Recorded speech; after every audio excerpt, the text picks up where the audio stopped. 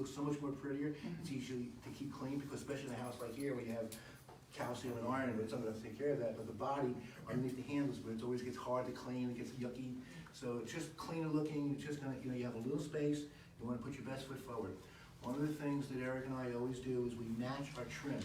What I mean by that is the trim that we're going to use on the doorknobs, and obviously this is the old brass ones, that's not even shiny brass. So if you're using, let's say, either chrome, then I want my faucet to be chrome. I want my towel bar and my toilet holder to be chrome. If there's ceramic ones in there, take it out. It doesn't matter. First of all, you're redoing the shower, okay, it doesn't matter, because, but if you're not touching the shower and the shower's in great shape, leave that one in there, because now you got a problem when you take that out. But if like the toilet holder ones, and what does this one have any? This one don't even have any. They probably took them off, because you can see holes in it, so they stripped it. They took them with them, or somebody took it. But we match that, so if it's chrome, we make sure that the bath accessories, which is the towel bar, we usually put a little ring by this faucet for a little hand towel, right? And then the mirror will generally go to Home Goods, is the greatest place to buy framed mirrors. I don't like the plate glass mirrors. I've seen them in some high-end homes lately, but more so with the frame mirrors, especially in a small room like this here. And I match the frame to the faucet, not to the vanity. So if I have a dark vanity, I a lot of times see a wood frame dark mirror. And people think, oh, they've coordinated, but it's just dark looking. Or if it's white vanity, they'll have a white. Trust me, and I might be able to show you some photos in a little bit, that if you go to Home Goods, and they're like anyways from $49 to $79, depending on the size of that mirror that you need to get. And it has like silvery. And if it's chrome, then I'll get something that's shiny. If it's not, it'll be like an off duller silver, but it just harmonizes. And then obviously the light. When they sell the lights, the finish on those could be chrome, brushed nickel. They could be the bronze, which I'm not fond of, but a lot of houses, a lot of people like that dark rough bronze look. So you want to make all that match. Same thing with the trim in the shower. If you're not changing the shower body itself, that's the valve behind the wall. Once you take the tile off, you now have a shower body there, right? The trim is what's on the outside, the shower head, the arm to the shower head, the handle, and that could be all yucky looking. If it's a Moen, which is one of the best manufacturers, and the body itself isn't that old, then you can just put new trim on it, and you can match that trim to whatever you're doing. But it's about $100, $110 for a new shower valve, and so if you've got it already open, most of the time I'm going to put a new one in unless it's relatively new. And then that becomes a selling feature. They tell you, hey, it's brand new, Moen's lifetime warranty. So you try, benefits sell, features tell. So, and sometimes it's both, but I like to point out the benefits of it. Like if we put in brand new windows, they look nice, it's a feature, look at the pretty white, and they will from the outside with the white, depending on the color that you paint the outside of the house. I'm going to show you some photos of that. For those that want to hang around, I'll show you of how just changing the colors of the outside of the house really increases the value of the home. Some of you have already seen my presentation on that, Eric and I did for Junkers to Jewels at CRFI. We were one of the teachers on one of the trips. And our job was the wow factor. Where should you put the money? Which was, I think, was the most enjoyable part of learning it. But doing the windows, the benefit part would be the double pane that I'm going to say, because when they buy a house, and you never know, it could be the husband or the wife, or it could be same-sex marriage today, it doesn't make a difference, but somebody's going to have the emotional. And usually when you sell a house, it's an emotional sale backed by the logic. So the logic would be, and the benefit that I'd want to push is, hey, energy efficient, going to save X amount on your electricity because I got energy efficient windows that I put in. If I put a new roof in, if I replumb the house, that's not going to add wow factors. The windows could add a little wow because from the outside that white look will look pretty versus this dark color. It really livens the house up. But I like to, when you sell the house, you need to have a feature list in the home so that when the buyers come in, they pick it up and they say, oh, brand new roof, new plumbing, new this, new AC. Because they look at a lot of houses and now they have all those features. That's the logical side. So it's an emotional sale backed by the logic.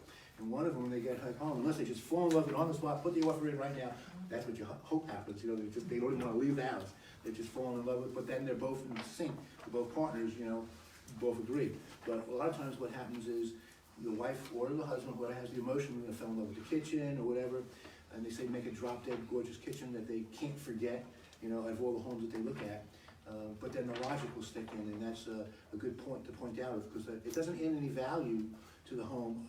It takes away value. Every house should have a working roof, should have a working air conditioning system. So when you replace that, it doesn't really make the house worth any more. It just doesn't make it worth less, right? But you want to point that out as a benefit, not as a feature. That make sense? So in the room here, throughout the house. This house here is, they started to try to paint some of it, as you can see. Some's painted here, it started, looks like they were doing here.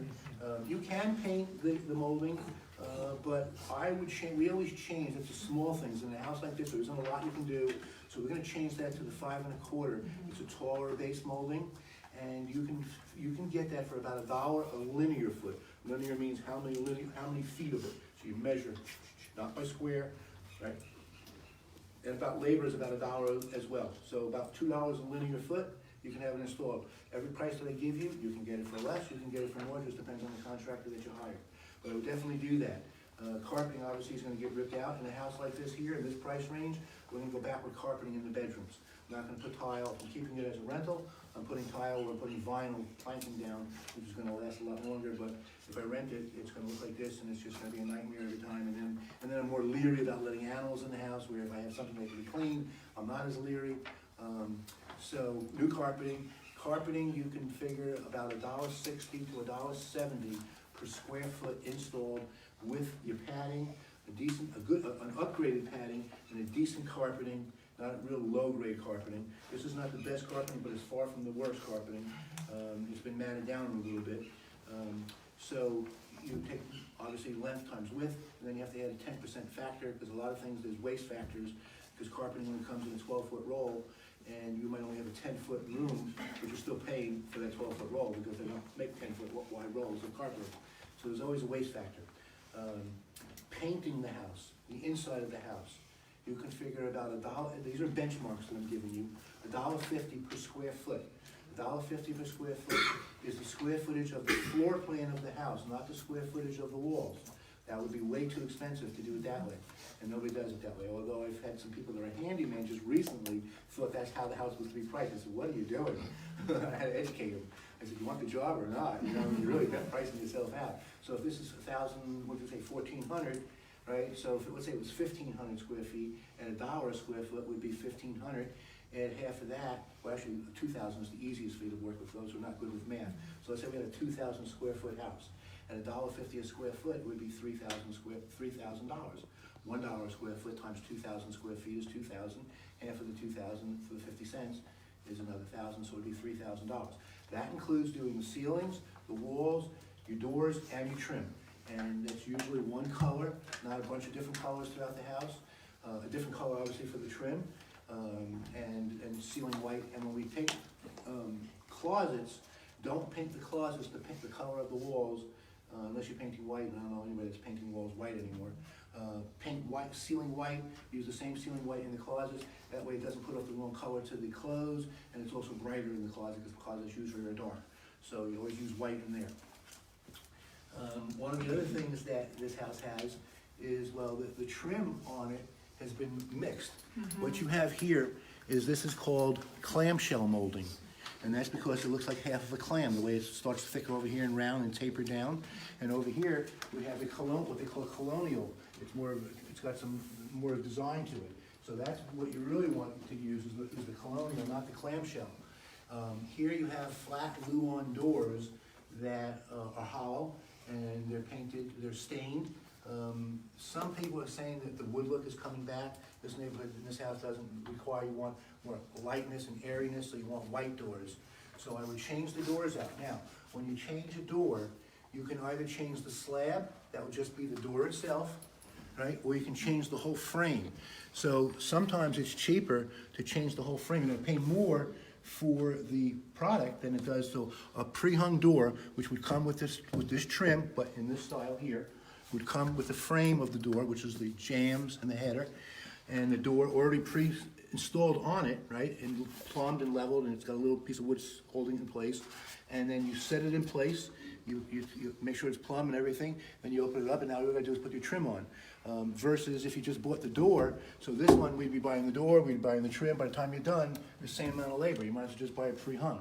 Where the trim is already done to the new trim, if it's not in terrible shape, and some of them are miters, but you know, when you're painting, like, that's, you know, they weren't the greatest miters, but when you're painting, it's okay, because caulking will fill it in. If you're staining it, it's gotta be like cabinetry, it's gotta be, like when you go to get your artwork framed, it's gotta be perfect, where you can't even put a piece of paper in that miter.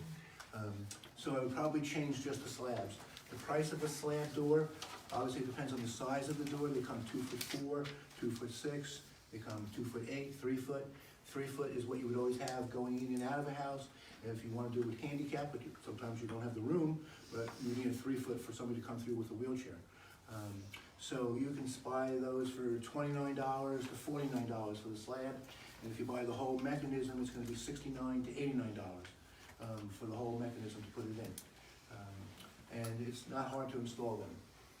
Here we have popcorn ceilings. You can figure there's a company that will come in for $1 a square foot.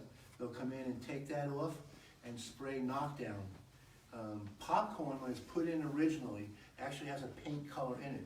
So if it's never been painted before, and we don't know until you try, it'll come off pretty easy. If it's been painted, it's not coming off so easy. So it just depends, you know. There's no damage to it, for us to look at the walls in this room. Again, that would be a budget decision. In this style home, price range, it's gonna be the last thing. Now, there are certain rooms where we know we're gonna change it. In the garage, I think Bruce had asked me, it's falling down a lot. I'm already gonna change it there and then spray it. The texture that's on the walls, if you get real close to it and look at it, it looks like the outside of an orange peel. So that's called an orange texture. And it's just a drywall compound. Same thing as that, only it's got more pieces in it. And they spray it. They got an air compressor and they got something that's called a hopper, and they put the compound. And depending on the nozzle that they use, controls what kind of texture that you get. It's the same piece of equipment, but it's the nozzle that they use that changes the texture of it. Knockdown is what we use on the ceilings, where it's like different dimensions, but not with this pointy stuff. It's smooth looking if it's done properly. Sometimes you'll see it on the walls, but not too often. In the higher end homes, I've seen the knockdown, but generally knockdown you'll use on the ceilings, and on the walls you'll use orange peel. If you plan on using wallpaper, then you don't put any kind of texture. You want it flat because it's easier to put the wallpaper in. So you could figure, as I said, $1 a square foot for that, to replace it. Now, that $1.50 a square foot that I gave you as a benchmark for painting, that includes labor and material, paint and labor. If it's just labor, then you can figure $1 a square foot. 50 cents isn't getting you the highest end quality paint, nor is it getting you the lowest end. But it also, and this is 8-foot ceilings. I can know because when I stretch my fingers out like that, that's 8 foot. If this was 12-foot ceilings, it's probably gonna cost you more than $1.50. Labor is money, time is money. So if they have to take more time to do something, it's gonna charge you more. Or if this room had a dark brown or purple or black paint in here, it's gonna take a primer and maybe 2 more coats. You're not gonna get it for $1.50. So it's just a benchmark. Certainly can get it for more, you certainly can get it for less. We generally do a satin finish. I don't like the flat finish, although flat will show less of the imperfections on the walls versus a shiny like a satin finish. Satin is just easier to keep clean. And then on the trim and the doors, we use a semi-gloss. Any questions so far? No? Okay, good. Ready to build a house. Ready to build. Yeah. All right, so we went over the painting. Now, during that, one of the things like this here, the paint it would include, taking this out, that's a minor little hole, there's a little hole over there, any imperfections, and when you do your scope of work, like nail holes like this, that should be included with the painter. Now, if there's a patch, then it's more involved, because now it's got excuse me? Yeah, the patch here. There's a patch right there? Yes, there is. Yep, you can see. And you can see that, first of all, they didn't do a really good finish fixing it, but they didn't do too terrible on the spray. But you can see that they didn't tape it well, and it wasn't floated out. If you put your hand over it, you can feel it going in. It's recessing. That's why it's standing out. You can put enough coats on. But that's going to be extra. And that's, there's really no way for me to give you a pricing on what drywall repair. If you hang drywall, you can figure $50 to $60 a board installed. A board is a 4x8. It could be 4x12. That's hung, taped, and finished. For about $60 a square foot. But that would only be if this house didn't have any drywall in here. Nobody's coming in to hang 1 or 2 boards for $60 a board, Or saying, oh, you had a 2-foot piece here and you had a 2-foot piece there. Well, it was 1 board, but at 10 places, $60. No, that's not gonna happen. Okay, so, sometimes it might be maybe $1,000 to do all the drywall repairs if you had a bunch of holes, like we know we have in that back bedroom, right? So it just depends. So that's something you're just gonna have to, each house is different. You'll get different estimates. And it really all starts off with, and I have something to show you guys inside, is that when you approach the house as we did, you should be walking around with a checklist. And the checklist, and anybody that wants to, you can give you my cards. A lot of you already have it. Some of you already have the stuff I'm talking about, because I did hand them out, but I didn't go to the office this morning, and I thought I had it at my home computer, I would have printed and given you. There's a checklist. So what I do is when I come through is I'll do a checklist, it's more of a reminder, and I'm gonna tell you in a few moments that you can break down the pricing the way I'm telling you now, or you can do it by the price per square foot. So it could be a $5 per square foot, in other words, times the square footage of the house. If it's a real heavy one, $20 a square foot.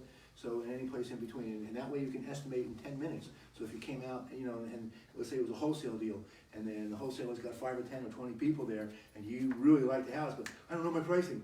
You can quickly enough, if the numbers run, you do the R formula, which is the after repair value, for those that everybody should know that, times 70%, right?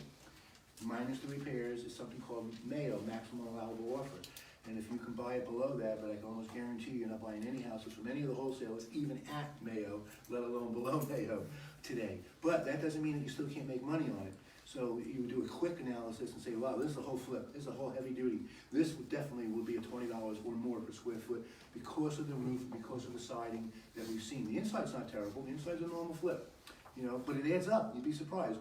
We're gonna change all the doorknobs, we're gonna change all the lighting, we're gonna change just the little things that all of a sudden you don't think about. And even if you thought about the cost of them, what about the cost to install them, right? $20 per door, $20 per fan, or $40 per fan, whatever it is. It all adds up, and before you know it, there's $3,000, $4,000 that you didn't even figure into your budget. So this would definitely be a $20, maybe even a $30 per square foot flip to do this house. And I'd be comfortable with that, I ran the numbers to see what it would be. So what? And normally, 35 to 45,000 seems to, for some reason, for most flips is where they fall out. A lot of times you'll see something advertised, especially by the wholesalers, and they'll say, oh, 5,000. But what they'll generally tell you is X amount for a rental flip cost versus X amount for a wow factor. Because when you're renovating for a rental, it only needs to be clean and safe. So we don't need granite, we don't need any of the fancy stuff. I'm not changing the doors in this house, I'm painting, fixing, is all I'm probably doing. I wouldn't change them. If it's broken, I'm changing it, but I'm just making it clean and safe. And then you can get away, but even then, 5,000 is really low. Because if you just take the price per square foot that I just told you for painting alone, there's half your $5,000 already. And what if you have to paint the outside? There's the whole 5,000, right? And then where's the fans and the lights and so it's really difficult. I mean, it has to be almost primo for there to be a 5,000. 10 is usually about the minimum that I'll ever buy, that when somebody tells me, no, it's only 5,000, I said, sure. Right? It's probably gonna be 10. So it's 5 oops, because you made a mistake. Right. So if I take this times $25, oh, that was not right, 1,400 times 25, it's 35,000. So if I went at $25 a square foot on this, it's at 35. I probably would do this one at 30. So at 1,400 times 30, we'd be at 42. So right between that 35 and 45,000. Because the AC is missing. The AC is missing. So that's gonna be extra cost. Right. So some have your bigger costs, like the roof, siding, windows, AC. Now you got big chunks of stuff. Not every house needs that, but you might spend that on the inside. So, but they just balance out. But if you need the whole inside and you need all the big features, you're definitely gonna be on the higher end. Just as a quick rule of thumb, I'm showing you the 25 to 30,000 a square foot. Now, okay, so what is who figured out what the ARV would be in this house? Anybody? We tried it. They're really weird comps. I was putting at like mid 200s though. Okay, so let's just say 250. Let's say you get 250 for this house, right? So you start off what the after repair value or what the market value of the house would be if it was pretty and didn't need any work. I'm gonna times that times 70%, so that's 175,000. I'm gonna subtract 45,000 for it, brings me down to 130. They went 219. And they want 219 for it, right? So I mean, there's not a referendum chance in the world it's gonna sell it. Well, how is it? It's been just recently on the market. 30 days. Oh, yeah, 30 Yeah, that's days. why. That's why. See, it's just stupidity. The brokers who list it say, oh, I can fix that house for $30,000. 30 plus 219, worth 250. Well, who in the right mind is putting 30? First of all, they're off on the 30. Okay, but assuming they were correct, who's doing that? The end buyer isn't doing that unless their parents live next door, or their friends, or they need to live in this development because location, location, location. So they wouldn't mind, and then it's a certain type of buyer, like, you know, like a guy like Bruce, right? Where are you, Bruce? Right behind me.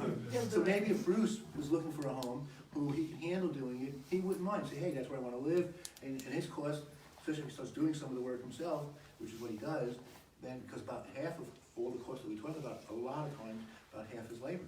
So certainly, someone who's hands-on can get it done for a lot less than we can. But that's a small market of the end user who's willing to put in work for equity, sweat equity, which is basically what they're doing in order to get this house to the value that they want. Most buyers don't wanna do anything, let me just move in, so why would I buy the house, put all that aggravation into it, find me a house that's already worth, I'll pay the $250, but I don't wanna touch it, right? For as investors, we can't make a penny on this house. There's just no way in the world you could touch this. So bank-owned homes, unfortunately, for about the last 2 years, maybe 3, they've been sitting on the market for about 90 days, and then what happens is the wholesalers come in, and they'll come in and they'll offer them maybe $190 on this house, right? And then they'll put it back out at $200, right? Hopefully the bank would drop it first before the wholesaler gets to that. That would be the smart thing, so that when the wholesaler offers them less, it's even less, because if they put this house back out at 200, and you're not gonna know unless you, and the thing that I always do is I Google the address. I like going to Zillow, but I take the address of the house and just Google it. Because then wherever that house was listed will come up, and there could be other listings on that house. And then you'll see, you know, what it was on the market for, what it sold for, different things in the past. And so, you would know that then that, oh, that house was on the market for $219 and now you're asking for $200 and it needs $30,000. There's no bargain, you know. And what wholesalers will do, not all of them, I'm not trying to, any wholesalers in the room? Brave, he's brave. But you're kind of new at it, aren't you, Sam? Oh, about a year and a half. About a year and a half, okay. So I've never looked at any of your deals yet, and there's no insult to wholesalers. We've wholesaled houses. We were talking about one that we wholesale. I don't call myself a wholesaler. No, it's not a disclaimer. I don't call myself a wholesaler, but you should know how to wholesale houses. We've made $67,000 as our top so far on our little house, smaller than this. So that you definitely need to know plan A and plan B of what your exit strategies are. But to say you're a wholesaler, certainly you can make a lot of money. At Go Reader this month, for those that belong to Go Reader, they're bringing in this couple, I've never heard of them before, but they're only doing it 2 years. I was just reading about it last night, and they left their 6-figure job, both of them, 2 years ago, and now they make 6 figures a month, wholesale, in 2 years. And they're going into 3 different, they're working the Tampa area and the Orlando area. So you certainly can make a lot of money, but that's gonna come to a screeching halt, and it's a job. And it's a job that you gotta spend a lot of money if you really wanna compete and really wanna have that kind of an income, because now you gotta do a lot of marketing. There's a lot of things you need to do to maintain that, versus having passive income. And when the recession comes, which it will come within a couple of years, the wholesaling will still be there for those who have the deep pockets, because those are the smart people that are buying them at such deep discounts, and then they'll fix them, maybe put them out as rentals and eventually sell them. But my God, they might buy a $200,000 house for 40 grand or something, which is what happened during 2009 and 10. I mean, astronomical. I saw houses in Point Siena that are selling for $300,000 now, that literally sold for $40,000. And they were 2-3 years old, these houses. I mean, they were just giving them away. But nobody wanted to live there. What were you gonna do with them? And it was just development after development. It was the same thing, there wasn't a shopping center you could go into that didn't have half the stores empty when the recession hit. And right now they have a lot of new developments in that area too. In that area, yeah, it came back. Yeah, It was the fastest growing area prior, and it's the now fastest area growing now. And that's because they put exits off of the turnpike, and they've done various things, and it's just it's an area to grow.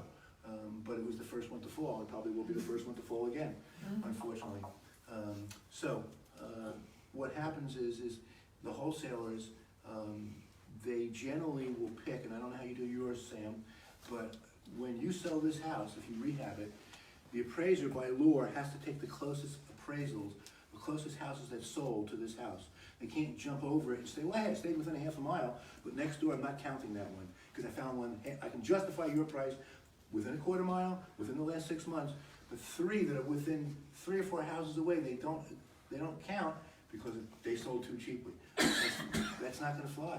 And what we see so many times is that the wholesalers will give you comps, and they're legitimate comps, but what they don't tell you is that there was closer comps that works in the opposite to it. They don't all do that, you know, and they usually will, so they give you the wrong comps, they give you the wrong repairs. Not all of them, okay? And most of them today, I don't know whether you're doing this yet, Sam, or not, and I don't blame them, but they didn't, I've known quite a few of them, is that by the time you get an email from them, that's the bottom of that's not their hot deals. Because their hot deals, the hottest deals, they're not even selling anymore. They've realized they should rehab it or keep it as a rental. And then the ones that they can't rehab, maybe they got their hands full already, their go-to people that are maybe maximum of 5, they call them on the phone or shoot them an email before the email goes out, and those people say, yeah, I'll take it, and their word is like, you can take it to the bank. You know, they got their players, and so by the time that it goes out, it really is, you know, can you still make money on it? Sure. Now, we talked about that R factor. The reason that you discount the house by 30%, the first thing we do is we take 70%, is 20% of that 30% discount is your gross profit. So if a house sells for $100,000, you should be all in at $80,000, $20,000 profit. I would never go into that house for $10,000 or a 10% profit, because you can easily make a $10,000 mistake, or worse, the house next door beats you to the market, and they've owned that house since 1983, and they fixed it up, they've got the granite, they got everything pretty in that house, just as, maybe prettier than yours. They got a pool, you don't even have a pool. And they sell the house for $20,000 less than you were planning on selling yours for. I just got explaining to you about how the appraisal is gonna be done. You ain't selling your house unless you get a cash buyer, unless you're willing to hold a second mortgage. But the bank will lend them the money, they're just not gonna give the loan to value that you need. So either you gotta lower the price, buyer's gotta come up with some more down payment, broker maybe has to take a lower commission, or all three to make the deal work. Most of the time the deal doesn't work. So you have to really be careful of that. But on the other hand, if it was a $600,000 house, 20% of a $600,000 house, 10% would be $60,000, double that, $120,000. I'll easily do that at a 10% one. $60,000, I'm not gonna make a $60,000 mistake, and I doubt I'll be that much off on a $60,000. Although you could, higher price range, you could be, you know, you get into the $1 million range, somebody puts a house out for $950 versus $1 million, you know, it can happen. So you do take a chance with that, you know, because that's something that's totally out of your control, that if somebody else sells their house and beats you to the market while you're fixing yours up. There's not much you can do about that. So if you finance them properly, then you're okay. So I would definitely, on the larger size homes, I'll come in for a smaller percentage. But that's the type that I might not do, the price per square foot. I might want to detail and actually work it backwards. So a lot of times I'll do that. I'll start off with, okay, this is what I'm going to sell it for, minus, let's assume a 3% selling commission, then another 2% closing cost. I start backing it out. What's the cost of my money for the acquisition, the cost of rehab, then I put the cost of my money in there, take that back out, holding costs for insurance, maybe lawn, whatever it is, taxes, you know, 1/12 of that, you gotta figure that in for every month that you're holding it. And the taxes is a good point, is a tricky thing. When you buy houses, a lot of times, so let's say you're closing now, and this is March. So if you would close April 1st, the seller at closing 2018's taxes, 2019's taxes, the bill's not even out yet. It doesn't come out until November, right? So it hasn't been paid. You're gonna get a credit of 3 months worth, or per diem means per day, from January 1 until the day you close of April 1st. So on the closing statement, they're not handing you money, it's a credit of you owe less. But that means the taxes haven't been paid, and you forget about that because you're not gonna pay those taxes. Why would you add that to the closing cost? That's more money, especially if you're financing it. Why would you finance that when it doesn't need to be done now? But you forgot about that, and now you figured your profit, you go to the closing, and you walk away and say, something's not right. Why I don't have as much money as I was planning on? Oh, you forgot about the $3,000 in taxes that you didn't pay, that you took a credit for when you closed on it. So yes, you want to put 1/12 of whatever those taxes are per year, right? If it was $1,200 a year, there isn't too many, 1,200 would be a really small house. That would be $100 a month. You better figure that in as a holding cost. And so I will be more detailed if I'm working backwards to see if it works, and then I will